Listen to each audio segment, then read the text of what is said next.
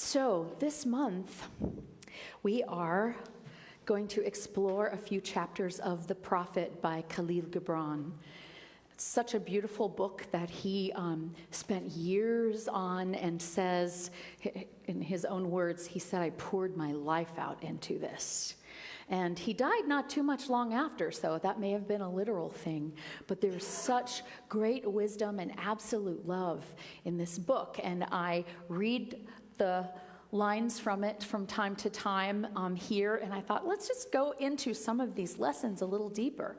And so I'm going to read you from the chapter on love. When love beckons to you, follow him, though his ways are hard and steep. And when his wings enfold you, yield to him, though the sword hidden among his pinions may wound you. And when he speaks to you, believe in him, though his voice may shatter your dreams, as the north wind lays waste the garden.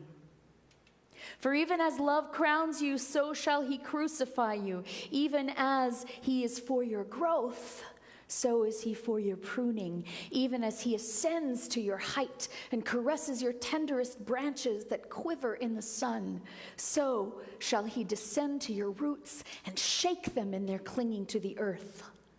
Like sheaves of corn, he gathers you unto himself. He threshes you to make you naked. He sifts you free from your husks.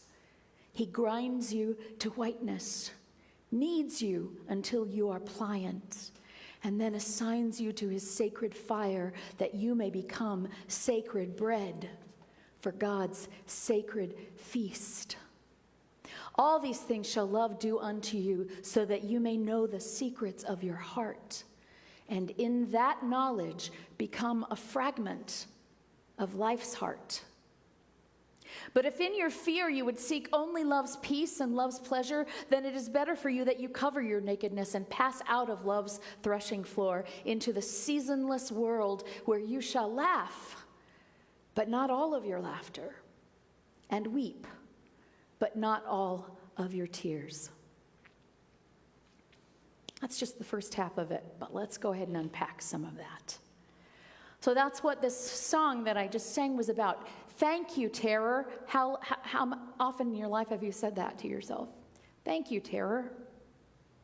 Thank you, this feeling that grabs me by the throat and shakes me.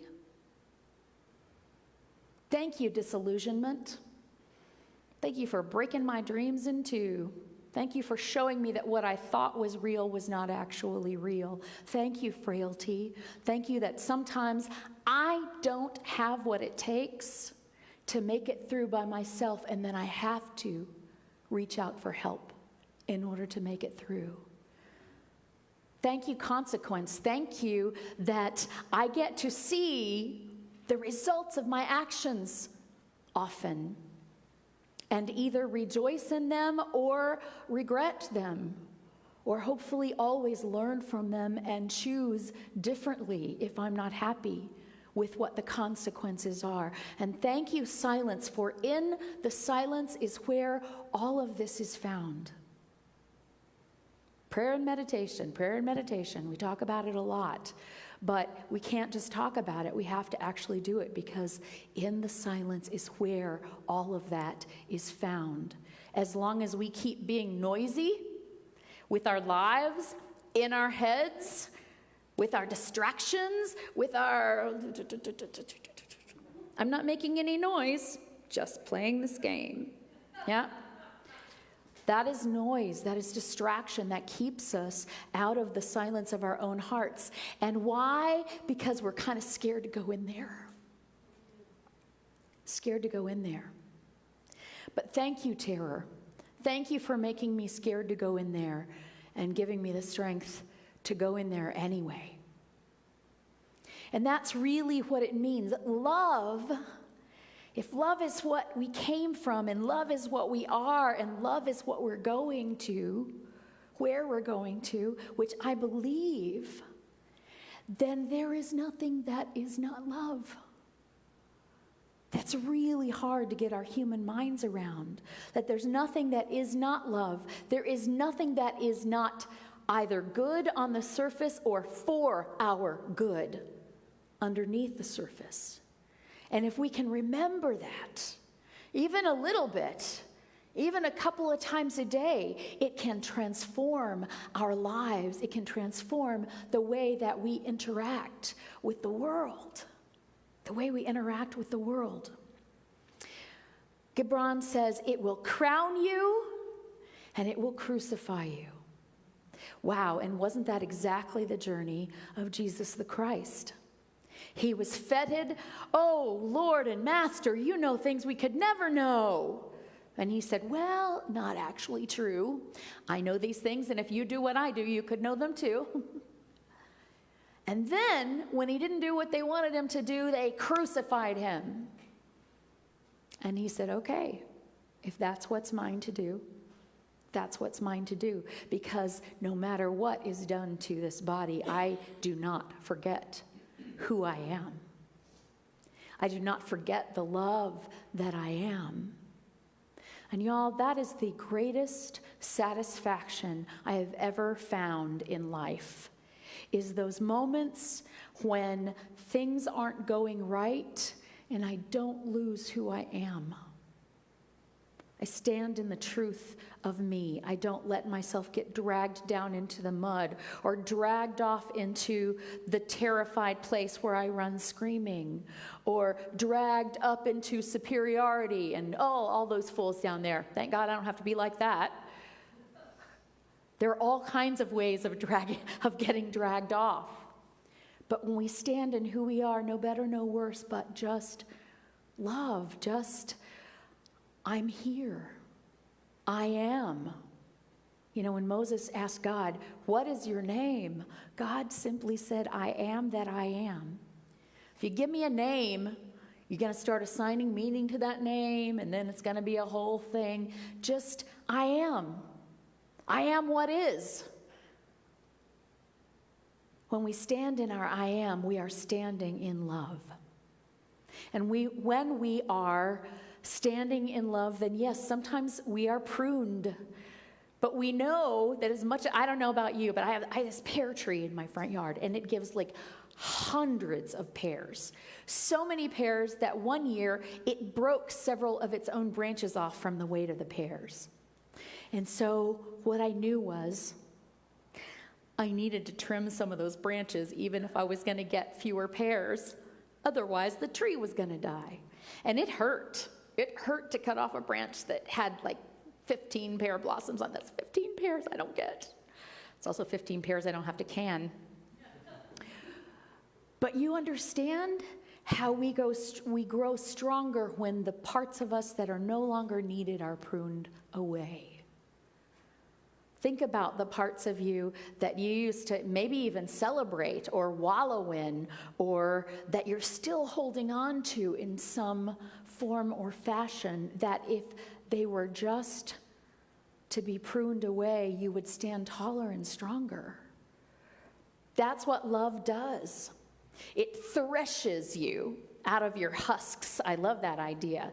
And refines you in the fire and makes you bread, makes you something that nourishes the world.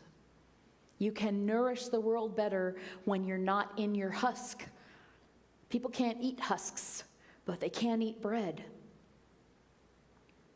So I also love that quote from Gibran when he says that we will laugh if you choose not to go there, if you choose not to feel your terror, if you choose to continue distracting yourself at every moment, if you choose not to be silent, if you choose not to allow God to be God in you, regardless of what that means, without conditions, then you will still get through this life.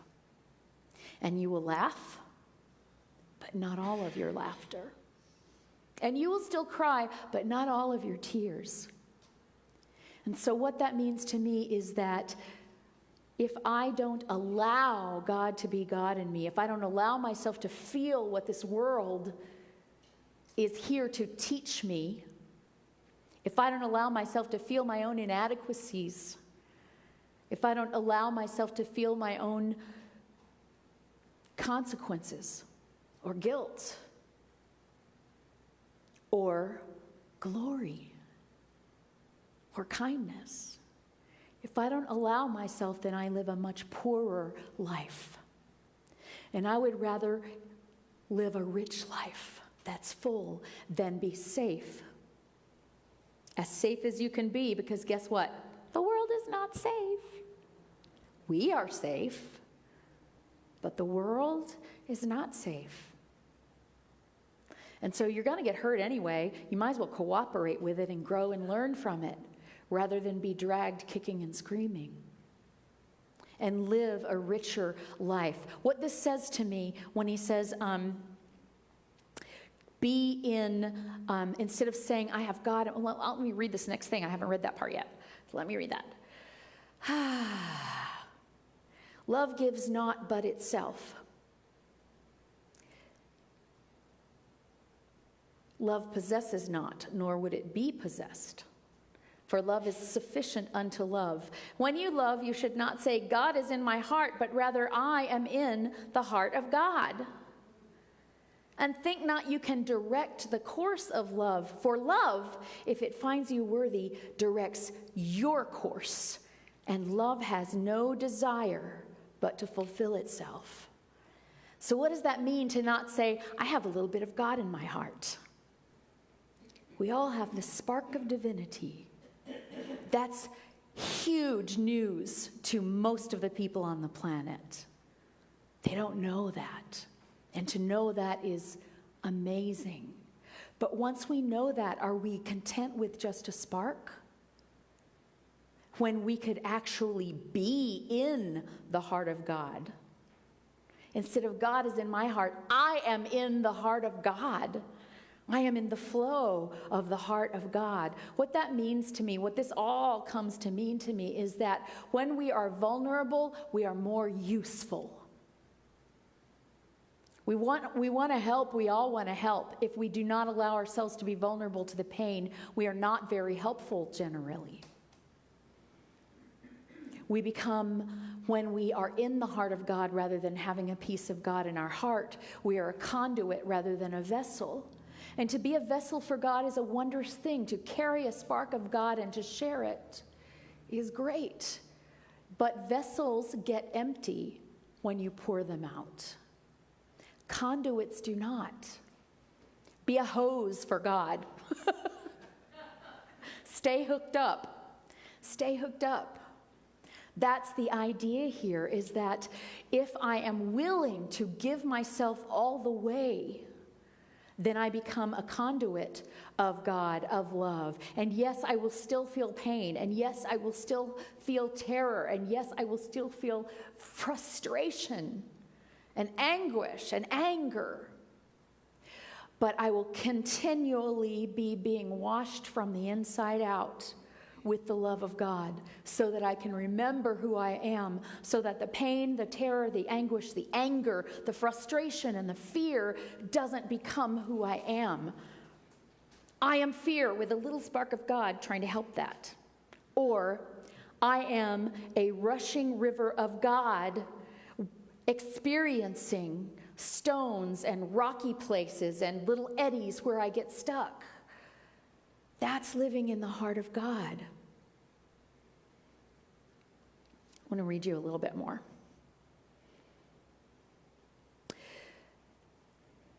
In this story of the prophet, this man is about to leave a land that he's been exiled to for a while, and the villagers all know him as someone with great wisdom, and they say, before you leave, please give us a gift. Give us the gift of your wisdom, and they start asking him questions. So what I read to you before was his answer about love. This is his answer about another kind of love, about marriage, about partnership, even about friendship. Listen to this. You were born together, and together you shall be forevermore. You shall be together when the white wings of death scatter your days, and you shall be together even in the silent memory of God. But let there be spaces in your togetherness. and let the winds of the heavens dance between you. Love one another, but make not a bond of love. Let it rather be a moving sea between the shores of your souls. You see how this works for friendship as well. Basically, what he's saying is, stop being so codependent. You can love better when you love in freedom and not in bondage. Fill each other's cup, but don't drink from just one cup. Give one another of your bread, but don't eat from the same loaf. Sing and dance together and be joyous, but let each of you be alone, even as the strings of a lute are alone, though they quiver with the same music. Give your hearts, but not into each other's keeping, for only the hand of life can contain your hearts.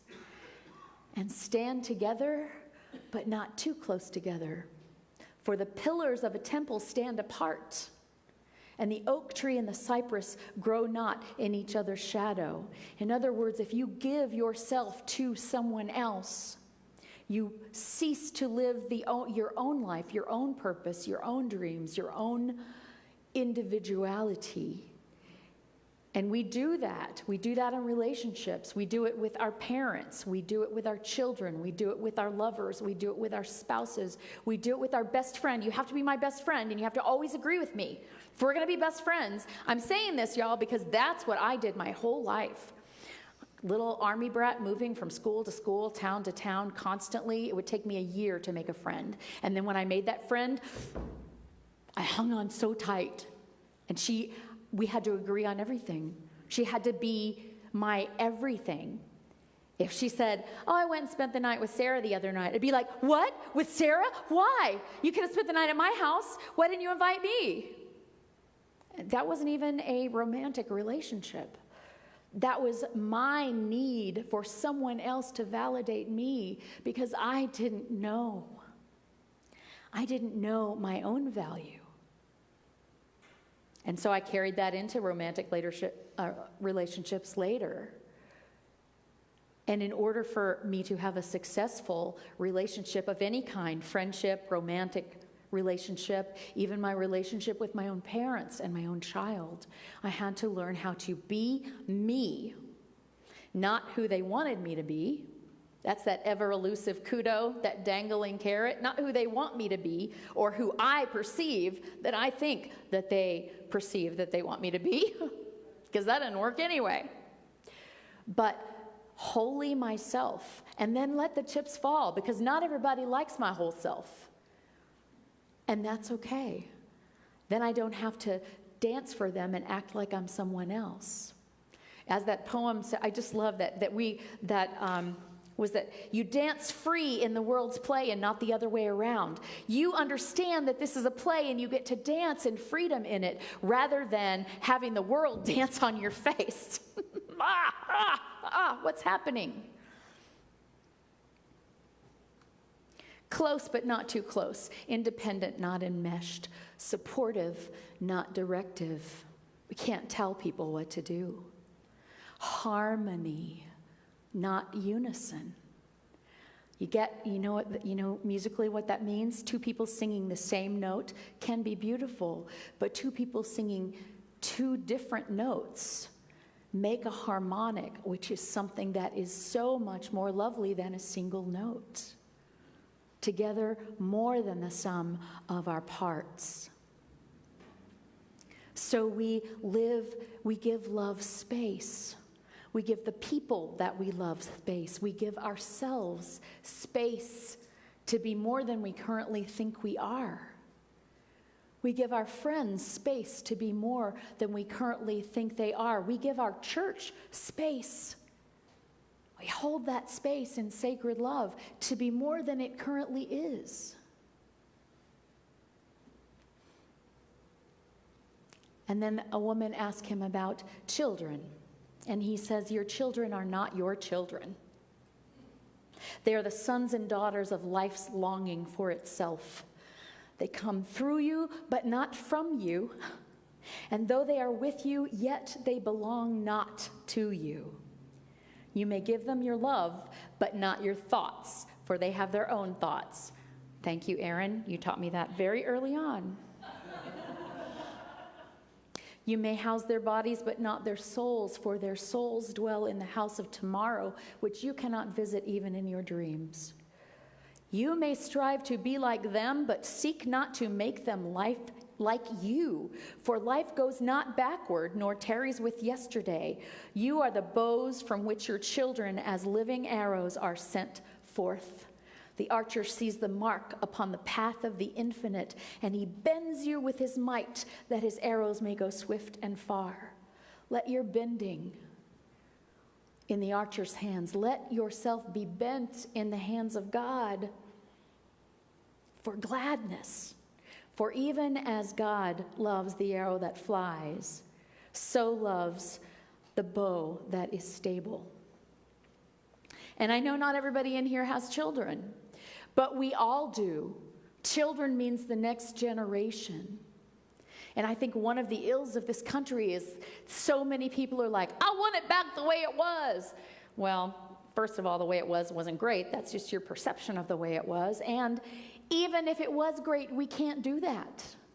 We cannot take the people living now and make them live in the way people in the past lived. We have to keep moving forward. We have to keep learning from the next generation rather than trying to hold them back with what we believe and what we think. Wow, is that an amazing thought? Listen to your elders. Listen to your children.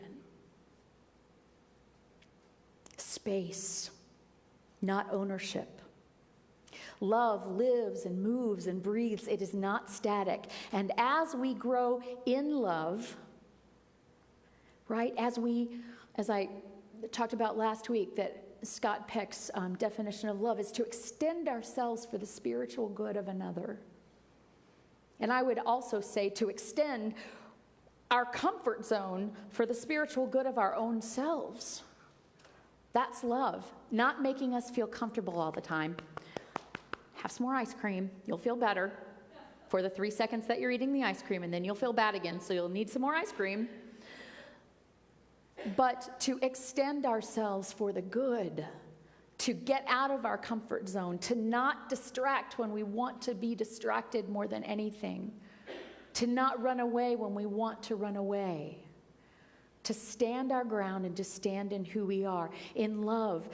Love lives and moves, and as we grow in love, we grow love. Think about that. Love is infinite and eternal, and yet we are here. We are here on this earth to learn how to live in love. A lot of people, and this is as good a theory as any, believe that, yes, God is love, but if there's nothing but love, how do you know what love feels like? It's like a fish in water. Do you think a fish has any idea what water is or what water feels like? The moment you take him out, there's an understanding of what water is. Yikes. Throw him back in, and he may never be the same. That's the way I think of us.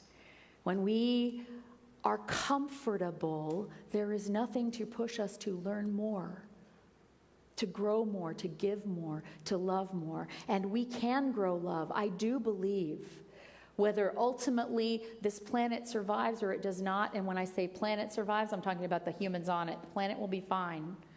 But whether we survive or not has to do with whether we're willing to give that love. But I do also believe that we are eternal beings, and if we do not survive on this planet, we survive in some other way. And I just can't help thinking that the way life works, if you don't get the lesson this time, you're just going to keep getting chances to get it. That's the other reason to go ahead and feel your pain now. Because you don't get to skip it. You can delay it, you can postpone it, you can stockpile it so that one day you open your closet, it comes rolling out at you, but you don't get to skip it. So we get to run the whole gamut of emotion, not just the sweet and pretty. We get to be open to it. And the last thing I want to share, which is kind of what Khalil Gibran said, but not exactly, is that nice is different from kind.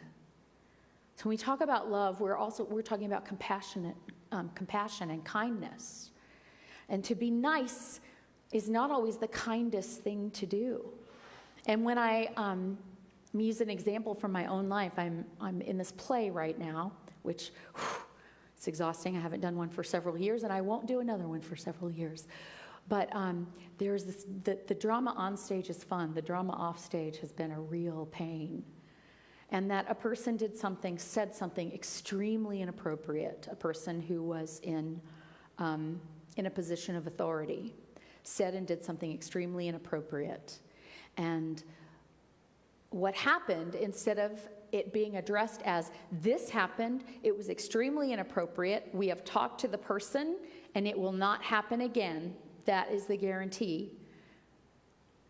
Can everybody be comfortable with that? That, I think, would have been kind. But everyone was so concerned with being nice that this email went out that there was an incident. There was an incident on Wednesday, and I know some of you know what that incident is, and perhaps some of you were hurt by that incident. And we understand that there are people involved in that incident who did things that shouldn't be done. And so we're trying to talk with everybody to say, everybody be kind, everybody be nice. Guess what? That incident pretty much repeated itself until somebody said, you can't do this. This is what you're doing. This is why you're not allowed to do it. This is who you've hurt. And this is your last chance, basically. It's sometimes very, very difficult to do the kind thing. It's easier and more comfortable for us to do the nice thing. To just cut somebody off. Just like, yeah, I don't think I'll be there, rather than saying, I won't be there, and here's why. And it doesn't mean I don't love you, but I choose not to expose myself to this. And I will be praying for you. You have my blessings. But I choose not to be present for this because it is hurtful. And as the Dalai Lama said, I'm not just protecting myself when I do that. I'm protecting you, because it is not good for your soul to carry on being unkind. And possibly completely unaware of it. Or if aware, also along with the awareness of, I'm not being quite nice, but it looks like I'm going to get away with it, so I'll just keep doing it. Can you see how those things aren't kind? Nice and kind. Contemplate that this week. Love is all of it, not just the pretty things, not just the bows and hearts. So I ask you, as we go forward this week, look for the love in all of it. Spend some time in the silence, allowing yourself to experience all of your life, not just some of it. If you need some help, call on a friend. Call on God. That's what love is. Thank you.